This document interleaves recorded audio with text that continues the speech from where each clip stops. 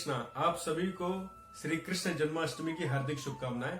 भगवान श्री कृष्ण के प्रकट की कथा इस प्रकार है।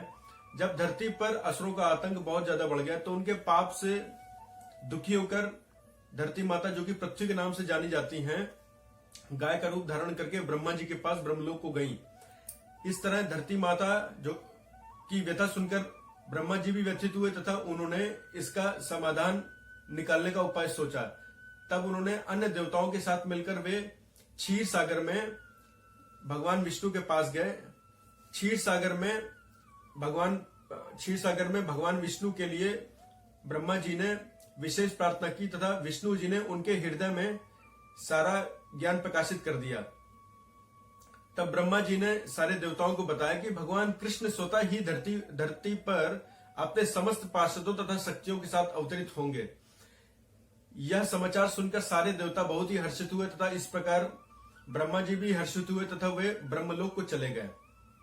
आज से तकरीबन 5,500 साल पहले राजा शूरसेन, जो कि मथुरा नगरी पर शासन करते थे, उनके पुत्र वसुदेव का विवाह देवकी से हुआ, जो कि देवक की पुत्री थी, तथा देवकी का भाई कंस, जो कि उग्रसेन का पुत्र था, उन दोनों के रथ को हाँक रहा था तथा वसुदेव देवकी को रथ पर बैठाकर अपने घर ले जा रहे थे।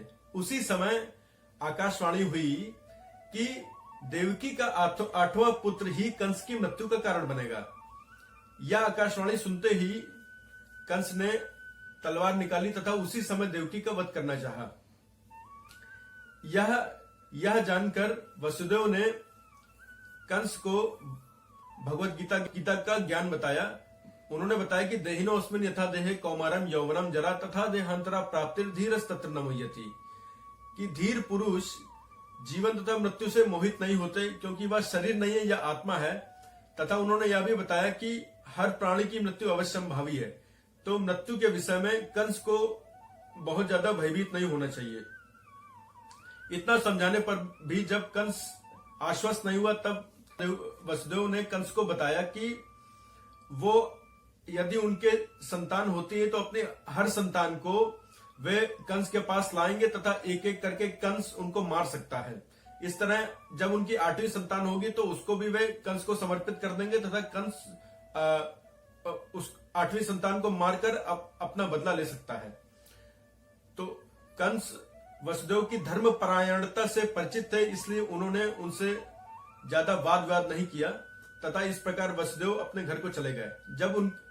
जब उनकी वसुदेव तथा देवकी की जब पहली संतान हुई, तब उन्होंने उस संतान को, जो कि पुत्र था, कंस को लाकर समर्पित कर दिया।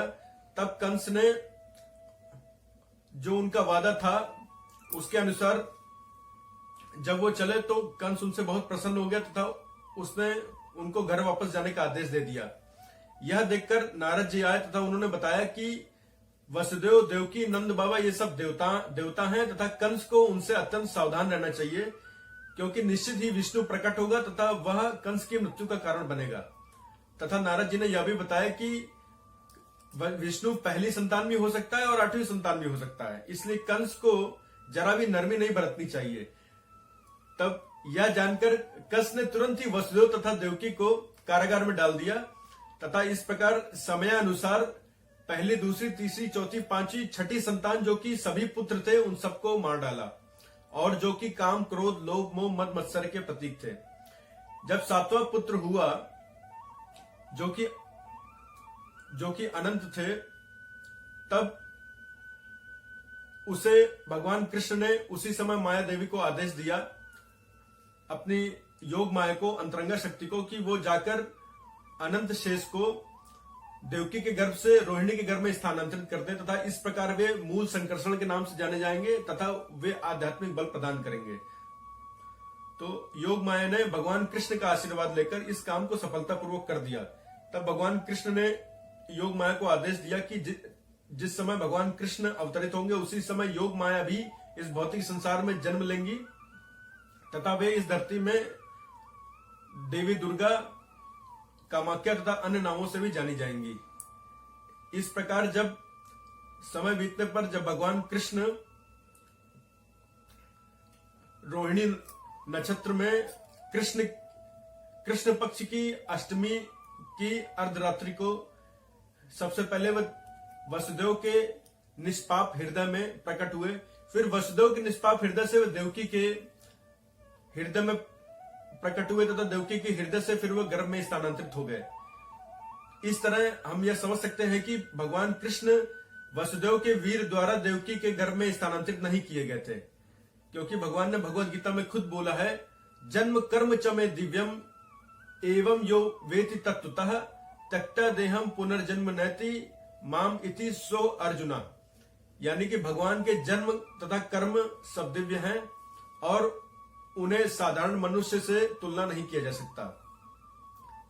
इस प्रकार कृष्ण पहले चतुर्भुज रूप में, मध्यरात्रि में चतुर्भुज रूप में अवतरित हुए। तब वसुदेव समझ गए कि ये साक्षात भगवान विष्णु हैं।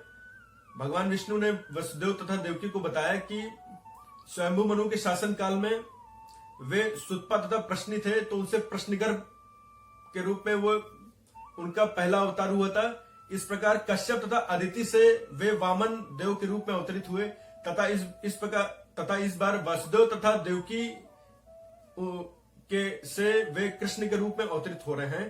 तथा भगवान कृष्ण ने उन्हें यह भी आश्वस्त किया कि इस बार वे उन्हें अपने नित्य धाम में भेज देंगे। यह जानकर फिर जब देवकी ने प्रार्थना किया तो देवकी ने कंस के भय से आशंकित होकर उनसे प्रार्थना किया कि हे भगवान, आप यहां से तुरंत गायब हो जाइए तथा आप शिशु बालक के रूप में परिवर्तित हो जाइए। तो अपनी माता देवकी की यह प्रार्थना सुनकर तुरंत ही भगवान शिशु के रूप में परिवर्तित हो गए तथा शिशु के रूप में परिवर्तित होकर भगवान ने वसुदेव को आदेश दिया कि वे तुरंत उन्हें नंद बाबा के पास ले जाएं। इस प्रकार मध्यरात्रि में कारावास खुल गया तथा समस्त पहरेदार तथा देवकी ये सब योग माया के अधीन थे तथा देवकी को तो नींद आ गई, उन्हें कुछ पता न चला तथा वसुदेव भगवान कृष्ण जो कि बालक के रूप में थे उन्हें लेकर यमुना नदी से होते हुए नंद बाबा के पास गोकुल में स्थानांतरित कर दिया।